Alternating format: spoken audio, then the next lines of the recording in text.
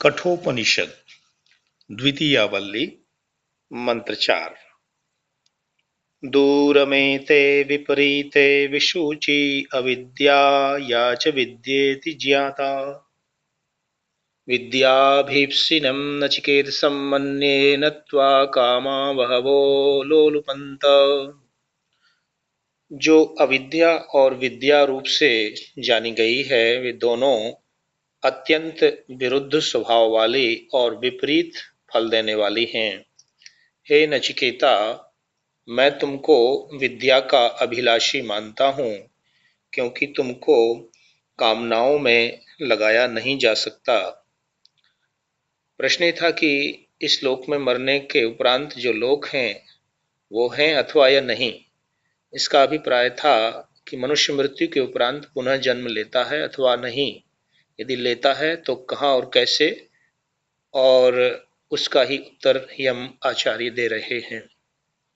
मरने के उपरांत दो प्रकार की गतियां होती हैं, दो प्रकार के कर्म हैं जो जीवात्मा में गति उत्पन्न करते हैं, उनका वर्णन किया गया है। कर्मों का वर्णन आरंभ किया है।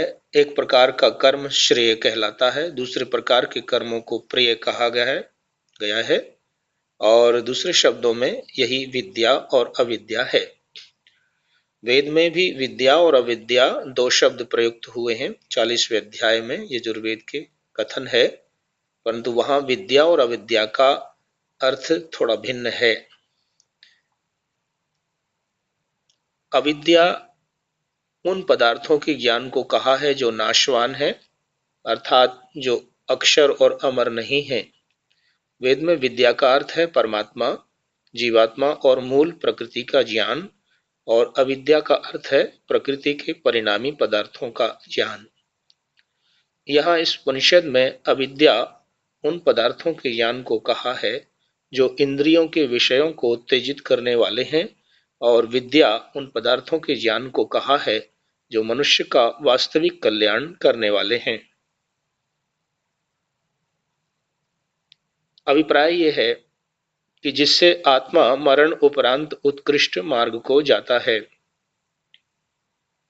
ब्रह्म सूत्रों में समझाया है, अनिष्टाधिकारिणाम अपि च श्रुतम संयमने त्वनुभूय इतरेषाम आरोह अवरोहौ तद्गतिर्दर्शनात् विद्या कर्मणोरिति तु प्रकृतत्वात् न तृतीये तथोपलब्धे इत्यादि। इन सूत्रों का अभिप्राय है कि अनिष्टादि कर्म करने वाले भी सुने जाते हैं। क्यों सुने जाते हैं? वो नियमन करने वाली योनियों में कर्म फल भोग कर ऊपर उठते हैं, स्वर्गलोक को नहीं जाते, मनुष्य योनि तक ही पहुंचते हैं। जो स्वभाव से विद्यायुक्त कर्म करते हैं वही ऊपर को उठते हैं, तीसरा कोई मार्ग नहीं है। यहाँ ये भी कहा है कि श्रेय और प्रेय दो प्रकार के कर्म हैं, और अविद्या परस्पर विपरीत मार्गों पर जाने वाली है। यजुर्वेद में जिन विद्या अविद्या का वर्णन है वो साथ साथ भी चल सकती हैं। वेद का कहना है कि दोनों के ज्ञान से ही मनुष्य का कल्याण संभव है। विद्या से इस संसार से पार होकर अविद्या से जन्म मरण से मुक्ति मिल सकती है। विद्या अमृतमश्नुते। अविद्या का अर्थ उपनिषद में लिया है इंद्रियों के सुख भोग, और विद्या का अर्थ लिया है आत्मा का कल्याण। इसलिए इन दोनों को अलग अलग समझना चाहिए। वेद की भाषा में उपनिषद की भाषा में थोड़ा सा अंतर है।